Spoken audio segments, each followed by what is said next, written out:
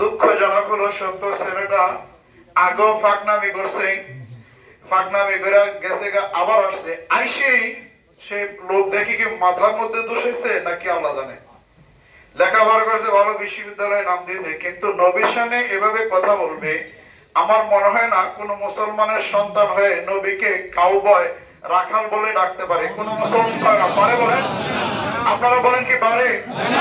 আপনারা দুই থানার প্রতিনিধি, মানে একজন সাধারণ মানুষ না, চারজন চেয়ারম্যান, 4টে ইউনিয়নের 4টে চেয়ারম্যান, এখানে প্রায় 2 লক্ষ মানুষের আপনারা প্রতিনিধিত্ব করেন। আপনাদের মাধ্যমে এটা জানার দরকার, দেশবাসী জানার দরকার। রাসূলুল্লাহ পাক যেটা ইবনে আব্বাস রাদিয়াল্লাহু তাআলা বলেন যে ইহুদিরা যে ভাষায় নবীকে কটাক্ষ করে বলতে চাইছিল, আল্লাহ রাব্বুল আলামিন উম্মতকে বলছিলেন তোমরা এভাবে কথা বলতে পারবে না, কারণ এভাবে কথা বললে তোমরা কাফের হয়ে যাবে। কিভাবে বলেন? এটা আল্লাহ বলেন সূরা বাকারার মধ্যে, লা তাকুল ইয়া আইয়ুহাল্লাযিনা আমানু লা তাকুলু রায়না ওয়া কুলু উনজুরনা ওয়াসমাউ ওয়ালিল কাফিরিনা আযাবুন আলীম।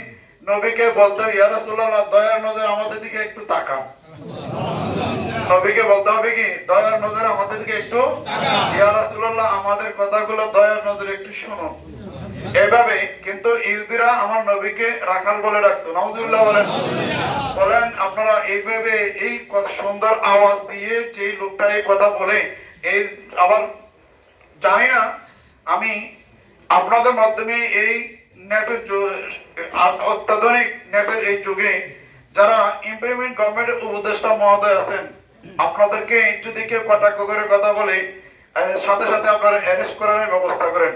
কিন্তু আপনারা আমরা যার কারণে দুনিয়াতে আসছি, আপনারা যারা আজকে রাষ্ট্র পরিচালনা করেন, এটার মূলে তো আমার রাসূল।